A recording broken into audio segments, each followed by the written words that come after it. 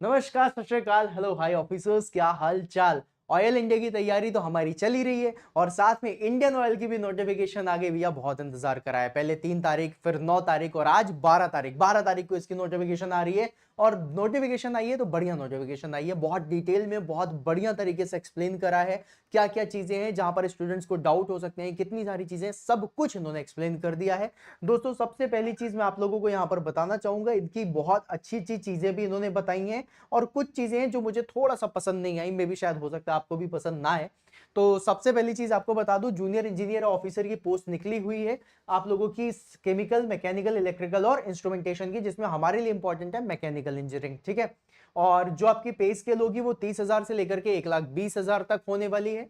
Plus उसके बाद जो भी स्टूडेंट एलिजिबल हैं उसके बारे में बताना चाहूंगा। तो भैया एलिजिबिलिटी पे मैकेनिकल इंजीनियरिंग की सिर्फ और सिर्फ मैकेनिकल इंजीनियरिंग का डिप्लोमा होल्डर्स ही एलिजिबल है। मतलब कहने का क्या है, कोई बीटेक स्टूडेंट, कोई बी स्टूडेंट या फिर कोई ऐसा स्टूडेंट है जिसने डिप्लोमा प्रोडक्शन से करा है, ऑटोमेशन से करा है, ऑटोमोबाइल से करा है, वो एलिजिबल नहीं है। Diploma only in mechanical engineering.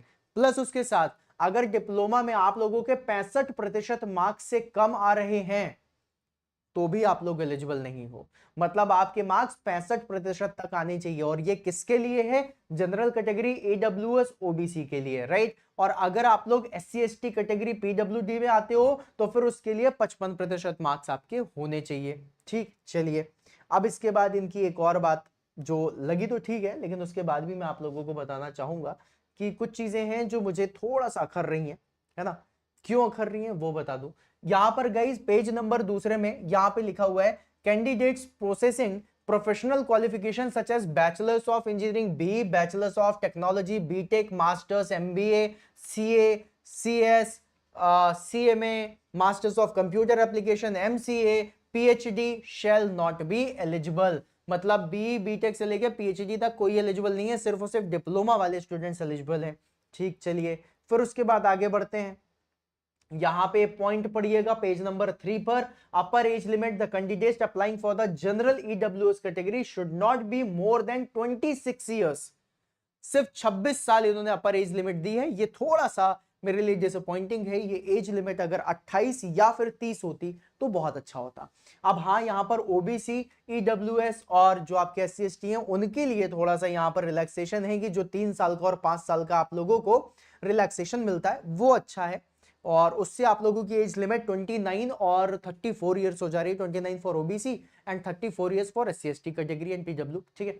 अब गाइज यहां पर एक चीज और है जो आप लोगों को बताना चाहूंगा। पॉइंट ये वाला है कि इस नोटिफिकेशन में एक बात और लिखी है कि अगर कोई ऐसा स्टूडेंट है जिसने 12th करने के बाद डिप्लोमा करा है, राइट, वो भी एलिजिबल है। कोई ऐसा स्टूडेंट है जिसने आईटीआई करने के बाद डिप्लोमा करा है, वो भी एलिजिबल है। उनके लिए तो 2 ही मतलब साल हो जाते हैं, 4 सेमेस्टर, तो 4 सेमेस्टर की मार्कशीट से देख लिया जाएगा। मतलब आपका फाइनल जो डिग्री है वो डिप्लोमा की होनी चाहिए। ठीक है। प्लस उसके बाद इन्होंने कुछ चीजें बताई हैं, जो डेट्स बताई हैं कि भैया जो ऑनलाइन स्टार्ट होगा वो कब से होगा। आज से हो गया आपका फॉर्म भरना शुरू 12/9/2025, मतलब 12 सितंबर से। कब तक भरा जाएगा फॉर्म? ये भरा जाएगा 28 सितंबर शाम को 5 बजे तक। तो भैया 12 से लेकर के 28 तक के बीच में आपको फॉर्म भरना है। इसका जो एडमिट कार्ड है वो कब आएगा? 16 अक्टूबर को। और एग्जामिनेशन कब होगा? ये होगा 31 अक्टूबर को। मतलब 31 अक्टूबर तक आप लोगों का एग्जामिनेशन हो जाएगा। हम लोगों ने भी जितने भी टारगेट्स बनाए थे अपने सिलेबस कंप्लीशन के, वो भी हमने 27 अक्टूबर के हिसाब से बनाए थे, क्योंकि 27 अक्टूबर को एसएससी का एग्जाम होने वाला था, जो कि हो सकता है अब थोड़ा सा लेट हो। ठीक है, चलिए फिर उसके बाद गाइस थोड़ा सा आगे बढ़ते हैं। ठीक है। चीजें यहां पर हैं। अब हम चलेंगे सीधा पेज नंबर 5 पे। यहाँ पे इन्होंने बहुत सारी कहानी बताई है कि ये ऐसा होना चाहिए, वैसा होना चाहिए, इसको आप लोग चेक करते रहना, कोई भी चीजें अपडेट्स के लिए चेक करते हुए चले जाना, राइट। अब आते हैं हम पेज नंबर 5 पे। पेज नंबर 5 पे गाइस जो बहुत सुंदर सी चीज उन्होंने बताई है वो बताई है ये, वाह भाई वाह। आ गया आपका सिलेक्शन प्रोसेस और शॉर्टलिस्टिंग प्रोसेस। सिलेक्शन प्रोसेस पे इन्होंने जो चीज बताई है गाइस, उन्होंने बोला है कि भैया हम सिलेक्शन प्रोसेस में सिर्फ एक एग्जाम कराएंगे।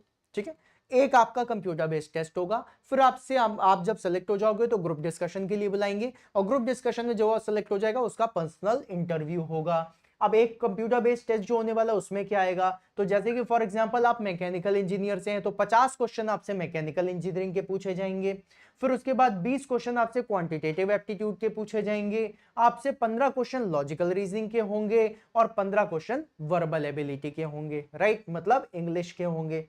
तो इंग्लिश, रीजनिंग, एप्टीट्यूड ये आना है आपका 50 नंबर का और 50 नंबर का ये आना है, राइट, मतलब 100 नंबर का पेपर होगा। क्या कोई माइनस मार्किंग है? जी सर, 0.25 मार्क्स आपके काट लिए जाएंगे अगर आप गलत आंसर देते हो, ठीक है। कितनी देर का पेपर होगा? ये पेपर होगा 150 मिनट का, मतलब कहने का क्या हुआ, 2.5 घंटे का पेपर है भाई साहब, 2.5 घंटे का। 150 मिनट के पेपर में आपको सिर्फ 100 क्वेश्चन सॉल्व करने हैं भाई साहब, नेक्स्ट लेवल पे मजा आएगा। इत्मीनान से काम डाउन हो करके अच्छे से पेपर को सॉल्व करना। आप बोलोगे सर जी क्यों ऐसा बोल रहे हो भाई काम डाउन हो करके? क्योंकि एसएससी के पेपर में तो आपको काम डाउन होने का समय ही नहीं मिलता ना।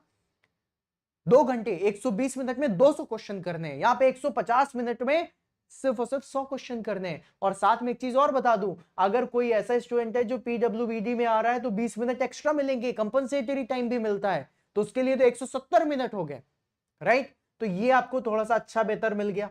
फिर उसके बाद थोड़ा सा और आगे बढ़ते हैं। इन्होंने फिर अभी पेज नंबर 8 में आएंगे, है ना। यहां पे सबसे पहले देखते हैं कौन कौन सी सिटी में आप लोगों का जो पॉइंट है, मतलब जितने भी हैं आप लोगों के, कौन कौन सी सिटी में हो सकता है। तो ये सिटीज के नाम दिए हुए हैं, राइट। आगरा, भटिंडा, भिलाई, ये सारी चीजें, अहमदाबाद, यहाँ पर भी सिटी के नाम लिखे हुए हैं प्रॉपर इस तरीके से सिलीगुड़ी होते हुए।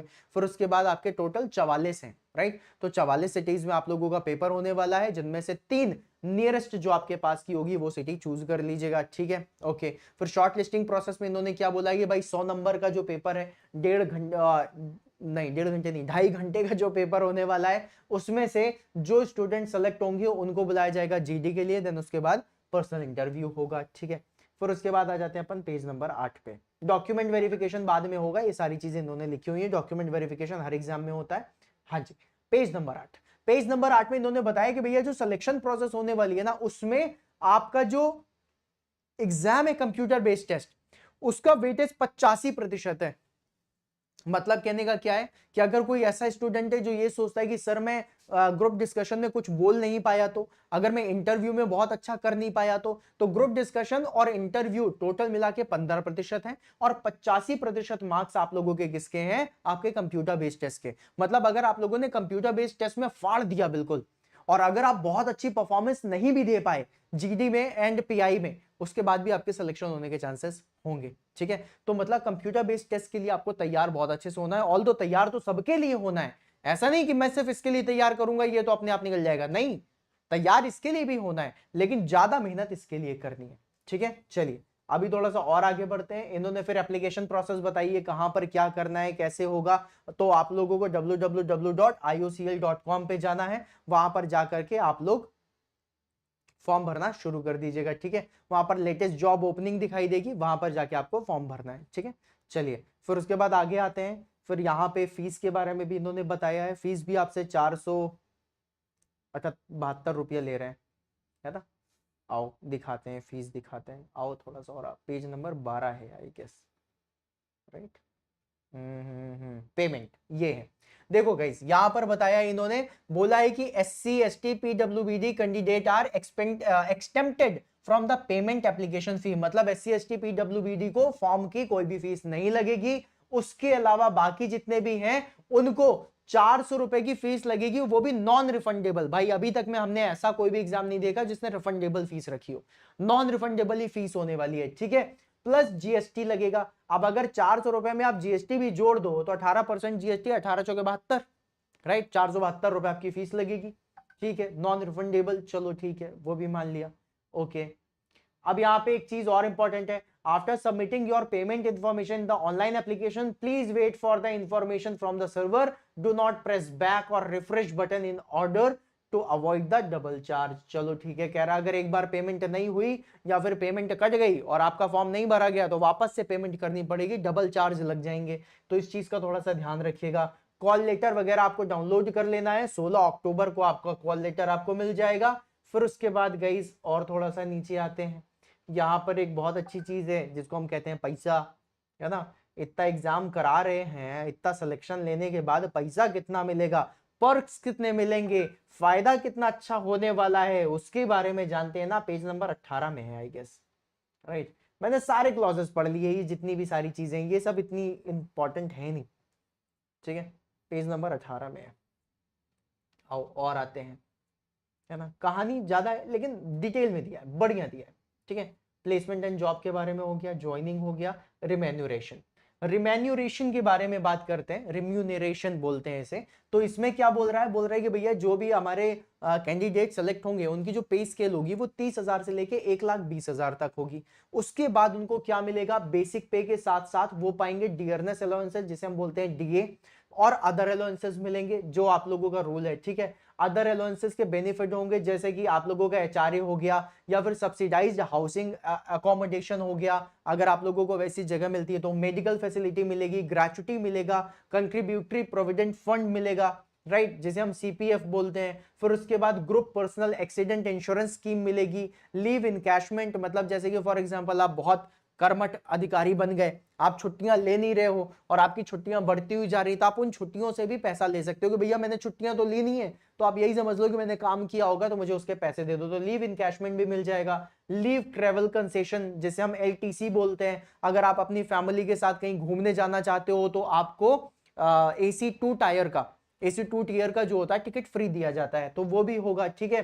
देन लीव फेयर असिस्टेंस होगा, then contributory superannuation benefit fund scheme भी मिलेगी, देन कन्वीनियंस एडवांस मिलेगा, मतलब भाई साहब कन्वीनियंस भी मिलने वाला है, देन मेंटेनेंस रिम्बर्समेंट भी होगा, परफॉर्मेंस रिलेटेड पे पीआरपी भी आप लोगों को मिलेगा। मतलब अगर इन सब को टोटल जोड़ लिया जाए, then the gross valuation of the remuneration to the company will be approximately 10.6 lakhs per annum, मतलब 10.5 लाख रुपए का आप लोगों का पैकेज हो जाने वाला है। भैया 10.5 लाख का पैकेज आजकल प्राइवेट कंपनीज में भी बहुत अच्छे अच्छे लोगों का नहीं होता है।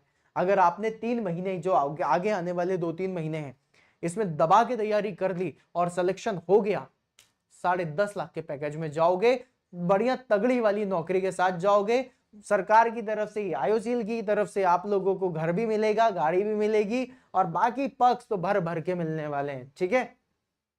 चलिए, फिर उसके बाद इन्होंने सर्विस बॉन्ड की बात करी है गाइस। अब सर्विस बॉन्ड क्यों होता है इसके बारे में भी आपको बता दूं। क्या होता है, ऐसे बहुत सारे लोग होते हैं ज्वाइन करते हैं और ट्रेनिंग के बीच में ही चले जाते हैं।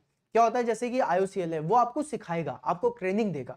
जब आपको ट्रेनिंग देता है ना, उसमें वो आपके ऊपर बहुत सारे पैसे खर्चे करता है। अब अगर वो आपके ऊपर पैसे खर्चे कर रहा है और अगर आप बीच में छोड़ के चले गए तो उनका तो लॉस हो गया ना। तो कोई लॉस तो अपना नहीं चाहेगा, आप खुद अपना लॉस नहीं चाहोगे। इसीलिए ये लोग क्या करते हैं, candidate selected as a junior engineer officer will have to execute a bond under to serve the corporation for minimum period of the 3 years, मतलब मिनिमम 3 साल तक आपको ज्वाइन करके रखना पड़ेगा, ठीक है। अगर आप लोग जो बॉन्ड है उस बॉन्ड के बारे में इन्होंने बताया है कि 2 लाख रुपीस का ये बॉन्ड होगा, राइट, और SC ST वालों के लिए 35,000 रुपीज का ओनली बॉन्ड होगा, ठीक है।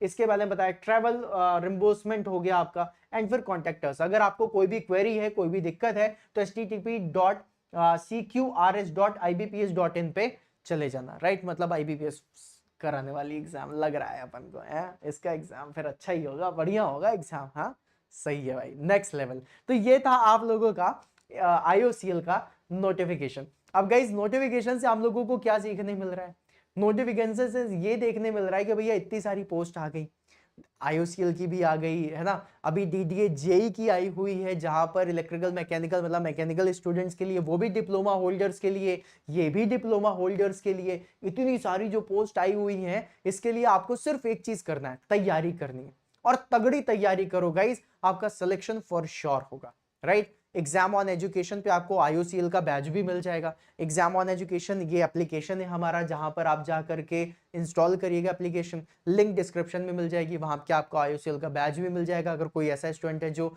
IOCL की तैयारी कर रहा है तो उसके लिए भी बैच आपको मिल जाएगा। कोई ऐसा स्टूडेंट है जो DDA JEE की तैयारी कर रहा है, उसके लिए भी आपको बैच मिल जाएगा। तो मतलब जो अगर आप तैयारी कर रहे हो और अगर आप किसी बैच में जाना चाहते हो, देन एग्जाम ऑन एजुकेशन में जरूर जाना, you will feel the difference from others, ठीक है। और बहुत बहुत बधाइयां भैया, मतलब मैकेनिकल के तो जलवे हैं भाई, 2025 में तगड़ी वैकेंसीज आ रही हैं। सो बस अब मेहनत इतनी तगड़ी करो कि जितनी वैकेंसीज है सबको इनकैश कर सको, ठीक है। चलो गाइस, मिलते हैं फिर अपन नेक्स्ट सेशन में, तब तक के लिए बाय बाय।